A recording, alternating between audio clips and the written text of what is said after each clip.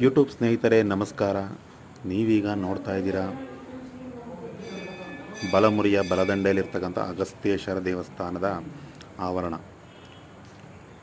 ಪಕ್ಕದಲ್ಲೇ ಇದೆ ಕಾವೇರಿ ನದಿಯ ಹರಿವು ಮತ್ತು ಕಟ್ಟೆ ಮತ್ತು ತೆಪ್ಪಗಳ ಓಡಾಟ. ಮತ್ತಲ್ಲೇ ನೋಡಬಹುದು ನೀವು ಸುಂದರ ಹಚ್ಚ ಹಸಿರಿನ ಗದ್ದೆ ಬಯಲುಗಳು. ಮೊದಲಿಗೆ ನೀವು ನೋಡ್ತಾ ಇದ್ದೀರಾ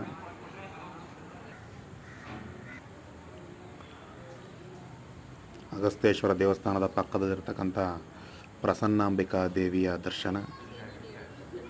ಇದು ಅಗಸ್ತ್ಯೇಶ್ವರ ಮತ್ತು ನಾರಾಯಣ ಸ್ವಾಮಿ